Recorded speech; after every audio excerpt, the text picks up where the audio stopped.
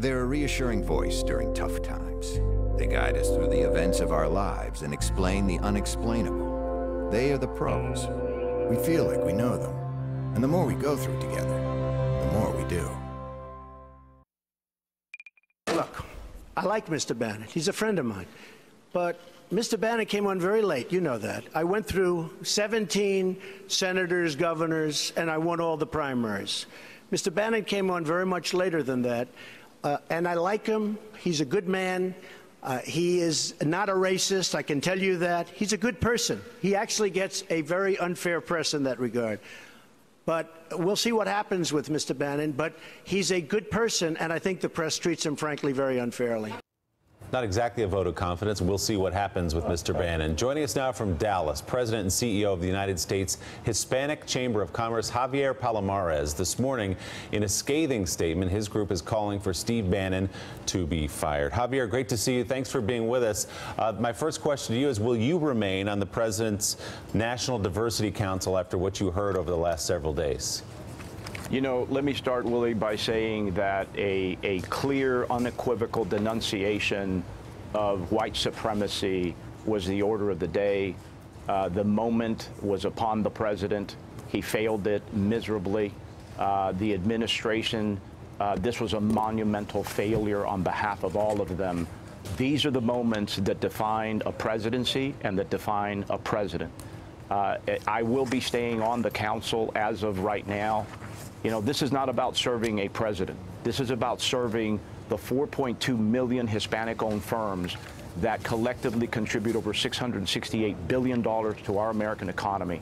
This is about serving the American people, the job creators, the business owners who put me in this post. Our job is not done yet. You know, Javier, there are a number of CEOs, as you know well, who have stepped away from the president's Manufacturing Council, Merck, Under Armour. The president of the AFL-CIO, Richard Trumka, stepped away. Do you understand why, even though it may have been in their interest to help their businesses, they, for moral reasons, did not want to be aligned with a man who has come out and equivocated about the white supremacy you just talked about? So shouldn't you do the same thing? You know, I completely understand their position. I support and commend them for taking a position. You know, they went from a thumbs up to a middle finger very quickly, and perhaps rightly so. That is their opinion. They have a right to it. As far as I am concerned in our association, again, I serve at the pleasure of the American small business owners, the job creators, the taxpayers who put me in this role. Our job and my focus is on immigration reform, on health care reform, on tax reform. Those are the issues that I want to get back to. Do I commend what's happened here? Do I support? Do I endorse in any way? Absolutely not. This is deplorable. It should have been a defining moment for this president. He failed it. Again, the presidency and this president will be defined by this moment forever. But the fact remains that there's work to be done. Did you debate internally at the Chamber of Commerce or just with yourself whether or not you should step aside from this council? Willie, I'm debating it right now. My phone is ringing off the hook. You know, we represent, again, 4.2 million Hispanic-owned firms. We're supported by over 270 American corporations. We take no government funding of any sort. We refuse to.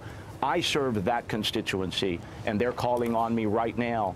At some point, we may decide to step off, but right now, the focus is on getting back to business. Once again, business has taken a backseat to bigotry with this administration. We need to focus on the job at hand. Javier, Joy Reid has a question for you. Joy? I'm wondering, you know, what you think you can accomplish for your membership with a president who has endorsed the views of bigotry, who has endorsed essentially and excused Nazism, and who even before that called Judge Curiel, who is an American, a Mexican who is incapable of doing his job. Given that these are his views, why do you think that there's some business that can be done with him? And do you think that it's moral to put the idea of doing business ahead of that? You know, again, this isn't about serving any one president. My job is to ensure that my constituency has a place at the table, has a voice in the dialogue, regardless of who is in the president's seat. That is our role. You know, I don't support what this president has said or done in the past. I think it's deplorable. But the fact is that we have a job to do, regardless of whether that is a male, a female, a Republican, a Democrat, but whoever's in the White House. Have already American been small made business clear. has to have a voice. Why would you think he would even want to do anything with these Hispanic businesses, given his views? That's the point. Again, I understand your perspective, but the fact of the matter is there are people around him like Ivanka, like Secretary Mnuchin, like Secretary Perdue, like Secretary Perry, who have given us an audience, who are working with us to ensure that American small business has a place at the table. Those are the people I'm focused on, and that is the task that I'm focused on. Do I support what has happened here? Absolutely not. I denounce it. Again, this will define this president for time immemorial. But the fact of the matter is, if I walk away, if I give up in frustration, the only people who win are the Steve Bannons and the Steve Millers of this world. They would love to have one less Hispanic with free access to the White House, to the president, to Ivanka Trump, and several of the secretaries. But Mr. President, with all due respect, it's Donald Trump who employs them. He's the one who says, though, that Steve Miller and Steve Bannon, that Bannon can stay on. So at what point do you not recognize what Joy is saying, that it's the boss that's keeping these people on? You've called for Bannon to be fired because you said he disparages diversity, inclusivity, and exclusivity. What do you think about the president after what not only he said yesterday, but all the instances that were raised by Joy? How do you justify that? I hear you, and I hope you're right, but how do you justify that with yourself and your membership? Again, this isn't about justifying what the president has done. Let me be very clear. The president is in the wrong here. He has failed this moment.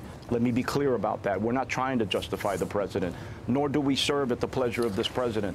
I serve at the pleasure of American small business. Those are the people who put me in this role. And until they call on me to quit, I'm not going to quit. I'm not a quitter. I know that times are tough right now, but this is precisely when we need to stand strong. We need to look these people in the eye, and we need to debate the issues. We need to move the real agenda forward. And before, again, business has taken a backseat to bigotry. We need to stay the course. And before I let you go, Javier, do you leave open the possibility down the road that you could step off the council if you see more like this from the president? Absolutely. Absolutely, Willie. All right, Javier Palomares, President and CEO of the U.S. Hispanic Chamber of Commerce and now remaining on the National Diversity Council, but he says he leaves open the possibility of stepping away. We really appreciate you being with us this morning, Javier. Thank you. Thank you. Coming up next, Republicans in Congress have been quick to call out hatred and bigotry, but many have been careful not to focus on the president himself. Who among them will speak truth to power? Morning Joe is back after this. The president has frequently, in the last couple of weeks, called Mitch McConnell essentially a roadblock to his agenda. Do you agree with the president's assessment? I stand by my man, both of them. Thanks for checking out MSNBC on YouTube, and make sure you subscribe to stay up to date on the day's biggest stories. And you can click on any of the videos around us to watch more from Morning Joe and MSNBC. Thanks so much for watching.